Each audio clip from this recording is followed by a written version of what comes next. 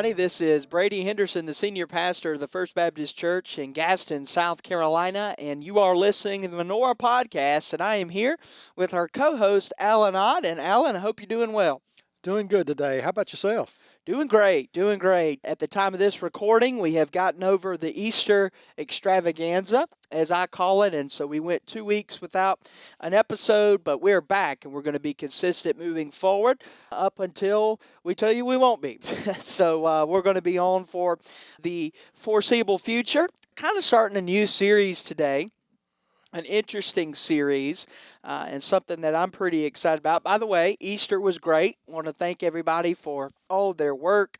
So many people think that when you have a big service like that, two of them, by the way, one at 7 a.m., one at 11 a.m., small groups in between, breakfast in between, that, man, all that just comes together. That takes a lot of time, planning, prep, prayer, that involves so many people. So many people, we don't have time to name them all, but so many people that I'm thankful for. I know you are too, that makes all that happen. So just a big thank you to everybody. We had 376 people on our campus between two services, which was awesome, and it was great. Just really felt the Holy Spirit moving Sunday, and we had a great time. So as far as our new series, something that I'm doing, obviously, those that might not be aware, is 2026. I hope you're aware. On July the 4th of this year, the United States celebrates the 250th anniversary of the signing of the Declaration of Independence. And so that's a big deal. That's exciting. And so the state of South Carolina, specifically ETV, your former employer, Alan, is pushing a big initiative. And if you were at the state fair this past year, you probably walked in the tent and got to see all that near the Rocket. Meet me at the Rocket over there. And so they're pushing this big initiative, and Walter Edgar is a big part of this too, who you and I have talked about before, of pushing this tagline, the Revolutionary War was won in South Carolina. And so a lot of big name historians are getting in on this, and I believe they're right. I believe that's a proper tagline. If you had a chance to watch Ken Burns' recent six episodes, but they're 2 hours each, that was done by PBS, Public Broadcasting. His mini-series, obviously, he did one recently on the American Revolution. Years ago, he did one on the Civil War. That's kind of Ken Burns, his MO, so to speak.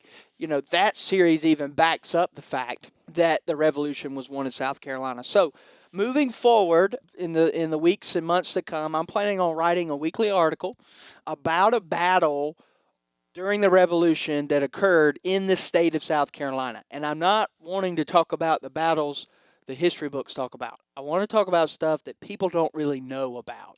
And so this has kind of been passed down to me, and I want to kind of give this presentation. Obviously, I've already written the article and published that, but I want to kind of give a presentation about this, Alan, and then allow you to ask questions, as I believe this is your first time hearing this story.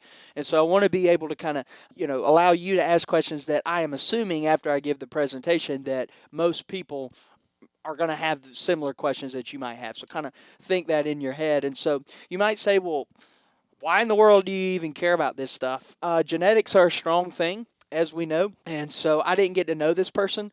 But when I research, study, and write, and then get to talk about this kind of stuff, it makes me feel like I'm doing this person justice in a weird way. And so this person is my dad's dad, the original Robert Howard Henderson Sr.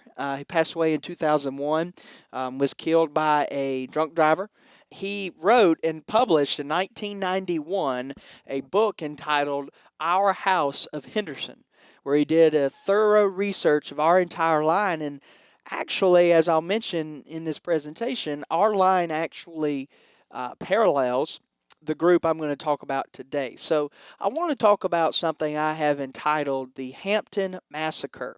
But I want to talk about the article I've called Upstate Nightmare. And so just kind of want to read a little bit of this and talk a little bit about this. In March 1776, South Carolina became the first Southern colony and the second of the 13 colonies to draft a state constitution. And so that was kind of a big deal because Mother England, as we call her, was still trying to control things, and things were starting to get nasty, okay? We're starting to have a really bad breakup that's getting ready to happen. And so South Carolina, Alan, is different than a lot of the other colonies because in South Carolina at this time, and even in present day, but specifically at this time, you have rich, rich, rich people and poor, poor, poor people. You don't have a whole lot of in between. And so in South Carolina at this time, your rich people are down in the low country. That's where all the money is. That's where all the tobacco is. That's where all the rice is. That's where slavery is. And so most of your rich people are there. In the back country, that's mostly where immigrants have moved to from other colonies, and they're just trying to survive in the upstate of South Carolina. And then in the middle of that, you have the Midlands, which has a little mixture of both, which you could argue it still does today. So anyway, so South Carolina does this. Shortly after this, they were allowed, because of their state constitution, to elect what they called at that time a president and vice president of the state, which we would, today call governor and lieutenant governor. But anyway, the first one was John Rutledge, and then his vice president was Henry Lawrence. And so at this time, the state government was really concerned about how they would protect the province of South Carolina if the war reached South Carolina. Walter J. Edgar, and I quote, he said this: "There were incessant rumors that the British intended to attack Charleston and incite the Cherokee to strike on the frontier." So what we have is that part of this happens in what most people know about, and that's the Battle of Sullivan's Island. On June the 28th of 1776, this battle ensues between the British, and so the Navy, the United States doesn't have a Navy at this time, and so the British do, and so they use that. And so one thing that most people, to quote Jimmy Buffett's song, Coast of Carolina, most things that people know about the coast of Carolina is that it's very dangerous for ships, especially at this period, wooden ships, because of the low tide and the islands that encompass the Carolina coast, North and South Carolina. I'm thinking about the Outer Banks, things like that. And islands that shift a lot with the currents. Oh, yeah, and the marshes and everything else. So it can become problematic. And so on Sullivan's Island, there's 11 British Navy ships. And so they're coming to Sullivan's Island. They have 2,900 troops. And so most of our history books do a good job of explaining this.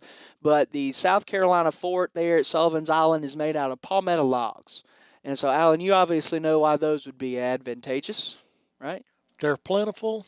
Yeah, and they're spongy. And they absorb these mortar balls, cannonballs that the British would have. So anyway, so this battle happens. It starts. You've got, the Patriots in the fort, and the British Navy, actually 3 of their ships end up running aground in the Sullivan's Island waterways when the low tide came in. This is also the same battle where Sergeant William Jasper, noticed that during the battle a British bullet destroyed the pole from which the newly created indigo blue militia flag that had a crescent moon at the time, not a palmetto tree yet, but a crescent moon, had fallen. And so very heroically, and as the history books depict him, Sergeant Jasper grabs a gun, attaches a flag to it, and mounts it to the fort. And of course, the main phrase of our state, Dum Spiro Spero, the Latin phrase, which means while I breathe, I hope, is kind of coined during this time. So after the Battle of Sullivan's Island, why do I mention that? The British stay off the coast of Charleston until August 1776, and then later on they're going to go back to the north, and the war in South Carolina is not going to heat up again until about 1779. That's when you get into Swamp Fox and all these other people. So why am I mentioning this? Well, why this is happening, the British intelligence organization was plotting and working on attacking the backcountry of South Carolina, because their whole plan in the beginning of in June of 1776 was to infiltrate Charleston, get troops in the low country, burn the plantations down, and then have people in the backcountry, and so they would convene in Columbia. Well, that backfired when the Battle of Sullivan's Island happened. But obviously back then you couldn't communicate as easily as you can now. So, Alan, they don't have time to say, hey, guys, the plan's off. Charleston, we couldn't get it. So the backcountry plan's still happening. And so what happens, though, is that there are all of these British emissaries who are infiltrated in the backcountry, and they are what we would call Tories. Now, let me define what a Tory is. It is an American colonist who sided with the mother country, who is England. And so in 1776, the backcountry was full of Tories. There are so many Tories, specifically in Clinton. Clinton is a Tory hotbed, Pickens is a Tory hotbed, all of these different areas.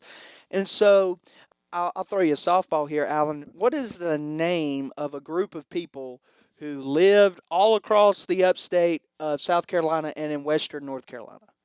Talking Native American. Native Americans, specifically Cherokee. Yeah, you're right. So the Cherokee Nation was all there. And so at this time, though, the Cherokee Nation had sided with the British, and that is something they would do throughout the rest of the war. The other main Native American tribe in South Carolina are the Catawba, and they would actually side with the Patriots, which deemed very helpful towards the end of the war in South Carolina. But anyway, the Cherokee Nation supports the British, and so they had been persuaded by the Crown. It's not like they just decided to side with the British. The Native Americans have always been very intelligent people, and they knew how to barter, and they knew how to wheel and deal. And so they do that with the British, and so there were raids that were conducted by the Cherokees all across what is present-day Oconee, Pickens, Greenville, and Spartanburg counties. Purpose of these raids were to scare backcountry colonists from supporting the Patriot cause. We want to burn your farms, kill a few of your relatives so that you don't want to work with the British. And then the British are paying the Cherokees on the side. Now, I don't want you to think that they're paying them British pounds. That's not going to mean anything to Cherokees. They're paying them muskets. They're paying them horses. They're paying them all these different things that they can use to expand the Cherokee Nation. And so by this time on the frontier, rumors have circulated. Okay, and so the colonists are understanding that the Cherokees have been talking with the British, and so they're getting kind of scared. Because prior to this time, relations had been somewhat decent. And so this is where the Hampton family enters our story. Anthony Hampton was among the first immigrants from Virginia to move to the backcountry of South Carolina. And this is very similar, and kind of where my ancestors come into this, is that my ancestors also immigrated from Virginia with a man named Thomas Henderson, who would have actually been the same age as Preston Hampton, who we're going to talk about in a moment. And so Anthony Hampton was born in 1715 in Virginia.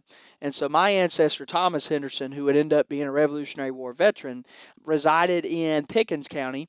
And so, I asked the question in my article, and this is obviously one we can't ever have the answer to, but did this Hampton family know the Henderson family? I have no idea. But it's very interesting because a story like this is impactful because you can see how my family easily could have been in the same spot, and maybe they were. It just hasn't been passed down in our family tradition like it has with the Hamptons. And so they moved, the Hampton family. Anthony Hampton has 6 children. He and his wife move. He's older at the time when they made the move, but they move in 1774. In the middle of 1775, as war became something that was whispered between colonists all throughout the woods, because that's exactly what it was. And so even at this time, Alan, they're whispering in the woods, and why do you say whisper? You don't know who's a Tory and who's not. You don't know who's going to turn you in and who's not. Because to speak of a new nation and to speak of freedom is treason.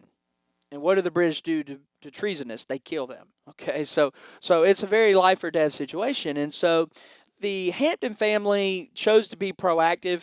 Leadership seems to be a genetic quality of this family. And so in this process, the settlers on the frontier, the different families, kind of convened together, and it was decided that Captain Edward Hampton of the South Carolina Militia and his younger brother, Preston, were sent to go and have a talk with the Cherokee Indians. Let's go talk to them.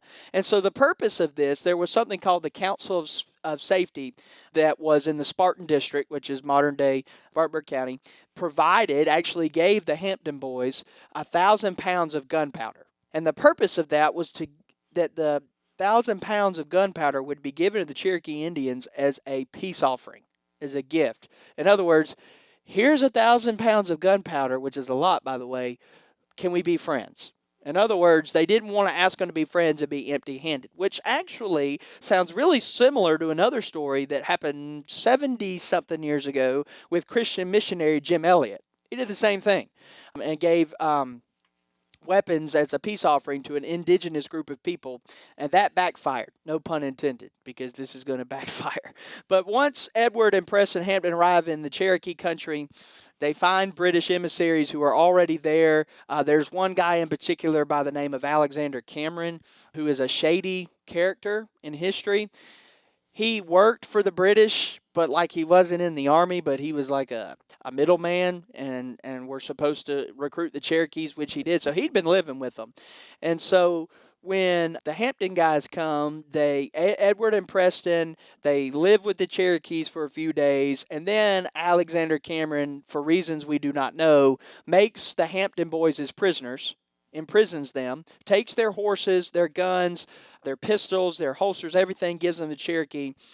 And so what happens next is that we do not know how, but Edward and Preston Hampton were able to escape from Alexander Cameron's so-and-so prison. Very similar to like the old westerns you would watch is kind of what I envision here, is like where they would chain people to the back of trees and stuff like that.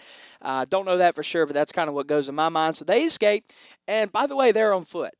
And so remember, they had not been in Carolina country long. These boys grew up in Virginia, okay?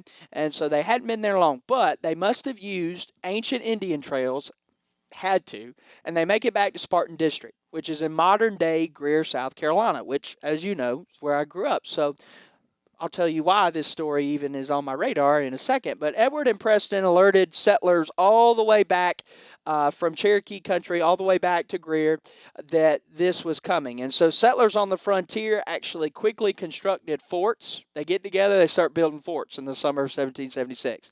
And so while you say this isn't a battle of the Revolution, technically it is. Why is it a battle of the Revolution? The Cherokees never would have gone on this tirade through western North Carolina and the upstate of South Carolina if the British had not asked them to do so and promised them compensation. And so technically it is a part of the Revolution, though it doesn't get highlighted very much, which is the whole point of me doing this series, is to highlight these battles that occurred that are part of the Revolution that most people don't know about. And so anyway, these Cherokees begin their expedition. They start in western North Carolina and move down to Spartanburg, Greenville, and Pickens County. And so panic ensues. And so on July the 30th, the Cherokee Indians arrive at the Hampton settlement, which is in modern-day Greer, South Carolina. Based on my sources, which I will give at the end, we do have somewhat of an idea of where that settlement was. And so it's really interesting, Alan. So there's this guy named J.B.O. Landrum. That's what he went by, J.B.O. Landrum. And so he lived, obviously, in Landrum. And he wrote a book in 1897 about the Revolution in the colonies. And so he wrote that in 1897. I want you to think about this. So in his book, in chapter 7, he has an excerpt from this older guy who was 84 in 1897 and had talked to an old guy when he was young in the 1830s who had told him of where the Hampton Massacre occurred and where the house was. So in a really weird way, we actually know where it was. And so kind of where it was. Let me rephrase that. And so anyway, Hampton family was settled near Woods Fort. There is a memorial of Woods Fort. You and I have actually passed by it before. Might not have remembered this. But in Appalach Baptist Church in Greer, South Carolina, there's a gas station, and there's Appalach Baptist Church, and then diagonal, there's literally somebody's house. In their front yard is this stone monument of Woods Fort. And so Woods Fort is obviously no longer there, but there's a monument there, and it's not a historical marker. It's like a stone with a inscription on it. It's kind of interesting. And that spot is directly on Greenville and Spartanburg County lines. On the last Tuesday in July, the Cherokees move on to the Hampton place, and as they arrive, they obviously quickly recognize Preston Hampton, who was working outside. Preston had lived with them. He had met them. They knew each other.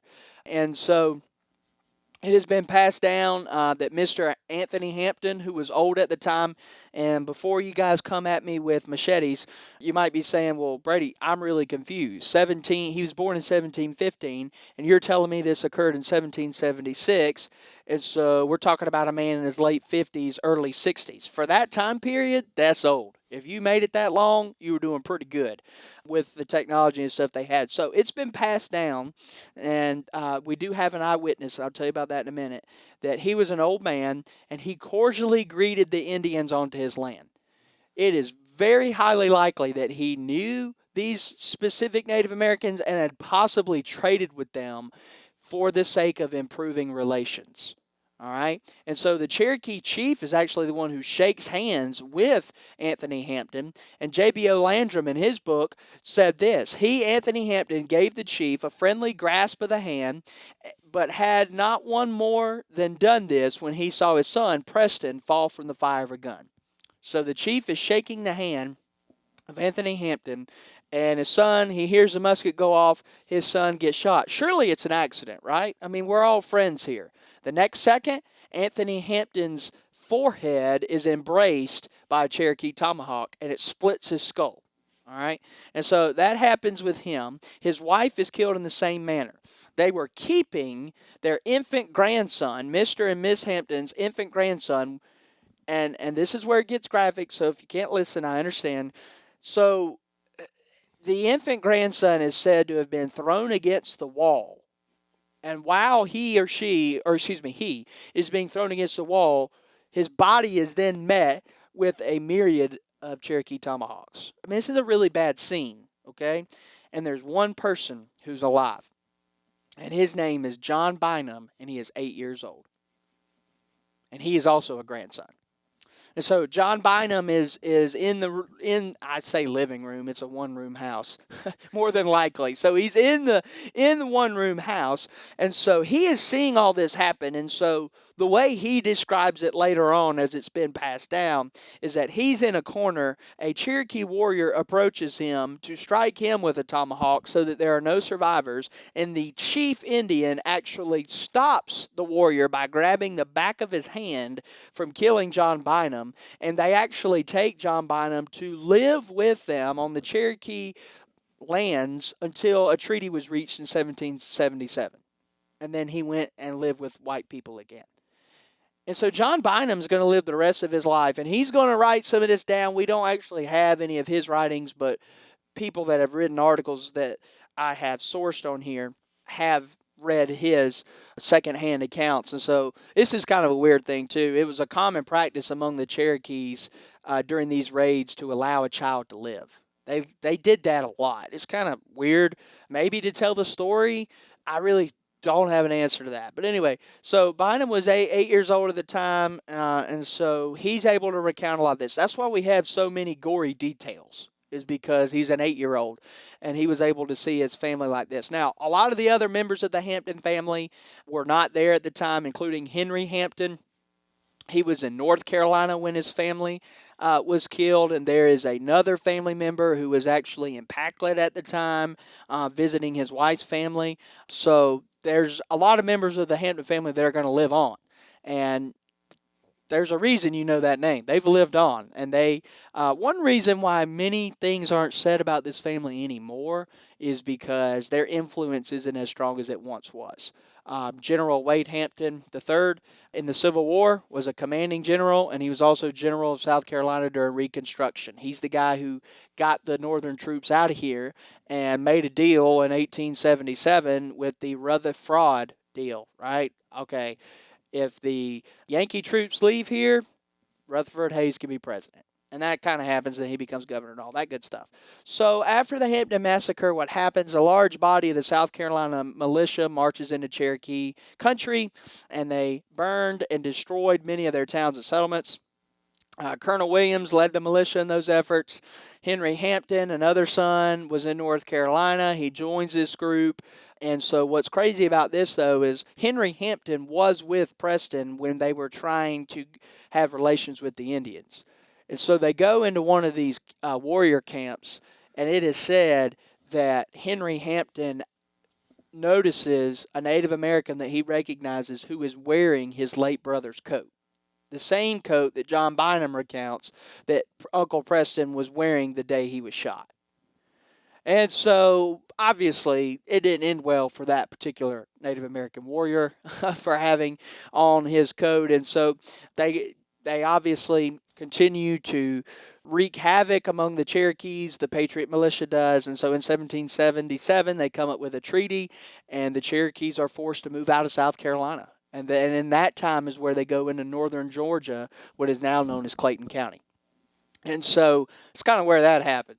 And so they got them out, but similarly to what's going to happen with Bannister Tarleton and Fox, Swamp Fox later on, and I'll probably write about this later, but is that Bannister Tarleton's tactics made Swamp Fox so mad that that is what induced him to go berserk in fighting and hiding and doing all that stuff and using cannibalist tactics and things of that nature. And so very similarly, you could argue that if the Cherokees don't massacre these frontier families, they might not have been driven out of South Carolina, because prior to that time, everything was cool.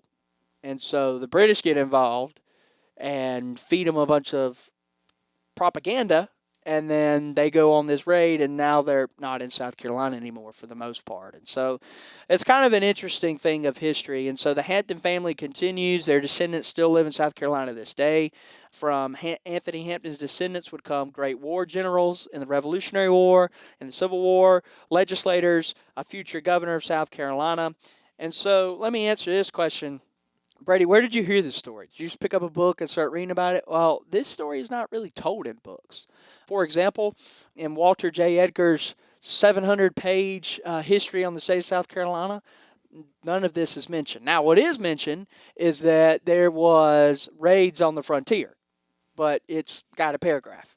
I mean, even a 700-page history book is highly condensed, and it has to be, in order to get all that in there. And so I first heard this story. I was 12 years old, and my mom graciously and quite easily, she didn't have to try hard, persuaded me to attend a week-long history camp at the Spartanburg History Museum one summer. And it was a 5-day camp. I thought I was in heaven, all right? I mean, it was a great camp, history lectures all day, and it was just fun. And so one of these, and what was weird about that camp, Alan, is that I thought everybody there was like these aspiring young historians, you know what I mean? It was intended for high schoolers, but they let me attend. There was probably 30 kids in our group. More than half of them were dropped off by parents for daycare because it was free. So some of them didn't really want to be there. But I heard pieces of this story at that camp. I'll never forget. It was on a Tuesday morning, and I guess what really inspired me about this is we were told about the Hampton Massacre, and I was instantly intrigued because I recognized the landmarks that they used to describe what had happened. I knew the landmarks because I'd grown up in Greer, and it just blew my mind that something like that would have happened in the same area that I had more than likely walked before and been before. So anyway, that's week one. That's article one. That's a little bit longer of a presentation than I was expecting. But as far as sources, as you come up with some questions, J.B.O. Landrum's book, A Colonial and Revolutionary History, I used that, Chapter 7, Patriotism of Early Settlers of Spartanburg and Union Counties. There was an article, and that book was written in 1897. There was an article written by Susan Dixon in the state newspaper on June the 30th of 1940. So that's what I mean by this story not being told for a long time. Then there was another story that was written called A Fiendish Massacre that was actually written by General Wade Hampton III himself in 1901 in the Sayette paper. And then, of course, I used South Carolina History by Walter J. Edgar to give a little bit of the background of the Battle of Sullivan's Island. And then I also used my grandpa's book, Our House of Henderson by Robert Howard Henderson Sr. You can actually purchase that book by going to his website. Just type in his name in the search bar or search engine of your choice. So, yeah, that's a little bit about the Hampton Massacre. Thanks for listening. You got any questions? Well, as we look into our closet, so to speak, we're probably going to find lots of instances like that. People they didn't have a way of ready communications, and so they had to maintain these lines of communications through word of mouth. And oftentimes, news and things of that nature in relation to wars or, I guess, large disasters of any sort, whether it be war or natural disaster, you only had what you knew. Yep. Most people at that time were probably subsistence farmers, sharecroppers at best, Yeah. maybe fur traders, Yeah. and that a lot of that behavior was probably learned from Native Americans. Correct. You took the words out of my mouth. Yep. And so they knew enough about the Native Americans to adopt their ways and their how they did things. The Native Americans also knew enough about the Europeans to, learn that gunfire Yeah. and I guess industrial side of things. A little bit more advanced, yeah. Yeah, and so it's just you see that all throughout these type of skirmishes, and there were probably thousands of those. Oh yeah. That have happened. Literally landowner by landowner. Yeah.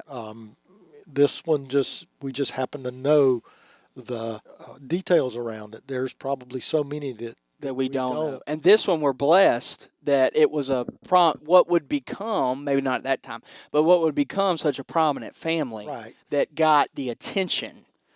I mean, I think you could argue that if Wade Hampton III doesn't become the governor of the state of South Carolina, do we even hear this story? Well, I couldn't help but notice as you were talking, and you were talking about these people, Landrum, he was prominent enough to have a town named after him. Lawrence, he has a county and a town. Jasper. Yep. All these people are, and to me, what is kind of obvious to me is, these people got around pretty good from different areas of the state. They moved around a good bit in times when moving around wasn't as easy as it is today. Not at all. Yeah, I mean, I think that's interesting that you point that out, because even like with J.B.O. Landrum, for example, who I plan on doing a little bit more research on, he wrote his book in 1897. That doesn't seem that far away to me, because I was born 102 years after that. So he was still prominent then, and it's just interesting. All that is interesting. I think you make a really good, educated guess. I don't even think it's a guess. I think it's a fact that these Indian raids occurred, and we need to be fair to the pages of history. They occurred in vice versa situations too. Not just Native Americans attacking settlers, but settlers attacking Native Americans. It's the same thing happening on both sides. Well, you tend to be kind of wary of what you don't know. Yeah. The unknown.